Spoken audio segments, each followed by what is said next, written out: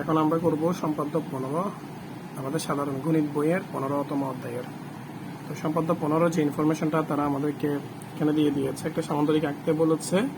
ওই সামান্তরিকটা আঁকার জন্য একটা সামান্তরিকের কোণ দেওয়া আছে বলতে আমরা এঁকে নিয়ে ধরে নিচ্ছি যেটা আমাদেরকে দেওয়া আছে। আর ওই সামান্তরিকের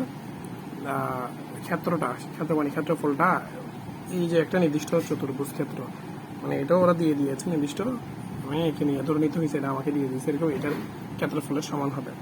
তো এটা করতে গিয়ে আমাদেরকে ওরা যে ধাপগুলো বলছে, ধাপগুলো হচ্ছে প্রথমে আমাদের বিডি যোগ করতে হবে। এটা করতে গিয়ে বি আর ডি যোগ করতে, মানে কোণা যোগ করতে হবে। 14 সম্পাদ্য 14তে যেমন একটা কোণা যোগ করতে হয়েছিল তেমন করে। তো এই সম্পাদ্যগুলো আঁকার ক্ষেত্রে ওই যে আগে নির্দিষ্ট যে চতুর্ভুজগুলো দেওয়া আছে এগুলো যেই শেপে দেওয়া থাকে পাকা করে ওইভাবে একটু মনে রাখা দরকার আর কি, ওইভাবে আঁকলে এগুলো করতে সুবিধা হয়। বিডি যোগ করার পর তারা বলছে এটাতে সি বিন্দু দিয়ে, এই যে সি বিন্দুটা দিয়ে সিএফ সমান্তরাল ডিবি, এখানে সিএফ আমরা আঁকবো, মানে এই যে এদিকে একটা সিএফ রেখা আঁকবো যেটা এই ডিবি এর সমান্তরাল হবে। আমরা সম্পাদ্য 14 সেম ভাবে করেছিলাম। আমি যদি সিএফ একটা রেখা আঁকি যেটা ডিবি এর সমান্তরাল, তাহলে আমি যদি ডিবিসি কোণের সমান করে এখানে একটা বিসি এফ এঁকে দেই, মানে একান্তর কোণ হওয়ার কারণে সিএফটা বিডি এর অটোমেটিক সমান্তরাল হয়ে যায়। তাহলে আমরা এই যে ডিবিসি এর সমান করে একটা কোণ সি বিন্দুতে বসে এঁকে দেয়, যার কারণে একটা চাপ প্রথমে ইচ্ছে মতো নিতে হবে। সি বিন্দুতে বসে আমরা একটা চাপ কাটলাম, যদিও আমার চাপটা ওই আগের চাপটার উপরে চলে গেছে, এটা সমস্যা নেই। এখানে এই দুইটাতে বসিয়ে এটা যেহেতু আমরা এই কোণটা সমান করে নিচ্ছি, এখানে চাপ যেটা কেটেছিলাম সেটা এটাতে বিন্দু ছেদ করছে, এখানে আমরা চাপটা কাটলাম। তো এটা এবি, যে সিএফটা ছেদ করবে সেটা এবি এর বর্ধিতাংশের উপর ছেদ করবে, বর্ধিতাংশ এবি এর কেটে নেই।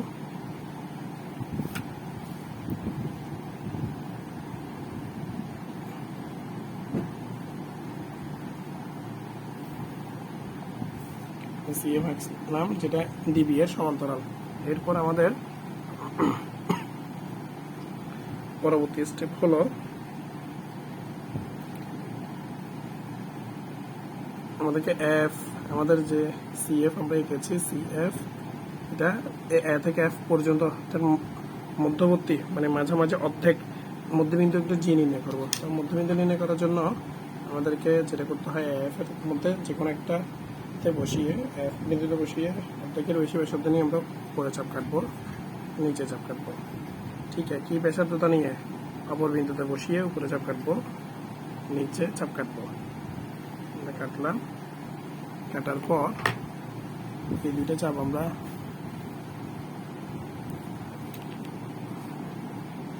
চাপ কাটার পর এই দুইটা চাপ মিলিয়ে আমরা মধ্যবিন্দুটা নির্ণয় করবো।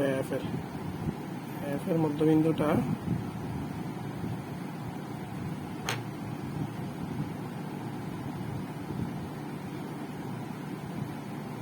এফ এর মধ্যবিন্দু জি নির্ণয় করলাম। এরপর তারা যেটা বলছে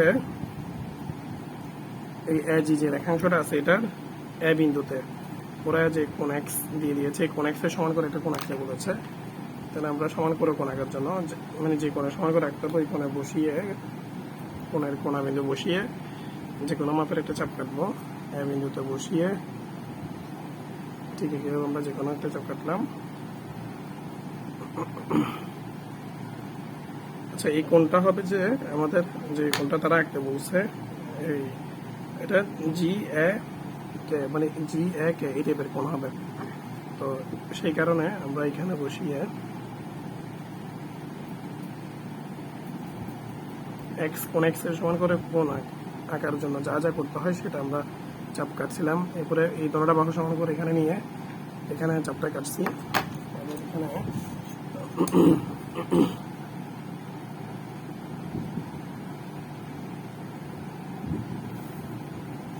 জি একে এই কোণটা আমাদের আঁকা হলো।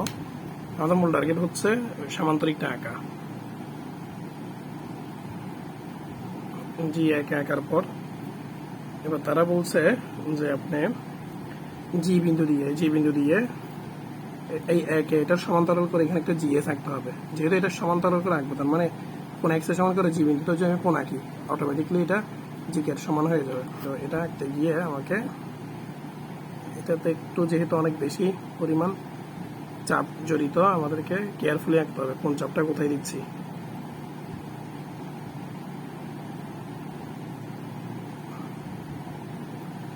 জি বিন্দুতে বসে কাটলাম, ওই চাপটা এখানে এই বিন্দু ছেদ করছে, এটা কোন এক্স এর সমান করে যেহেতু কাটবো,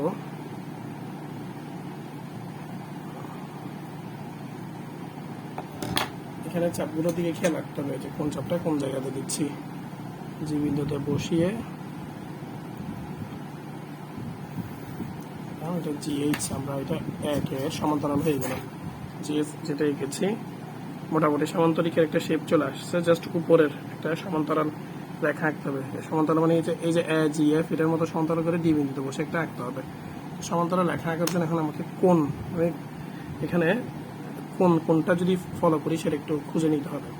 তো আমরা একটু ভেবে দেখি, আমি যদি এই জায়গা বরাবর একটা সমান্তরাল রেখা আঁকি, তো এই যে এখানে একটা কোণ আছে জি এ ডি কোণ, এই যে এই কোণটা জি এ ডি কোণের সমান করে যদি আমরা এখানে এ ডি একটা আঁকি, তাহলে দেখা যাচ্ছে এটার একটা একান্তর হবে এবং এটার সাথে সাথে ওই রেখাটা সমান্তরাল হয়ে যাবে। যার কারণে আমরা এই যে জি এ ডি খেয়াল রাখতে হবে, এখানে অনেকগুলো কোণ আছে, শুধু জি এ ডি এর সমান করে ডি বিন্দুতে বসে কোণ আঁকবো। তাহলে চাপ আঁকার দরকার আছে, বাট চাপ আগে থেকে যেহেতু আছে ওটার মাপ নিয়েই করে ফেলি।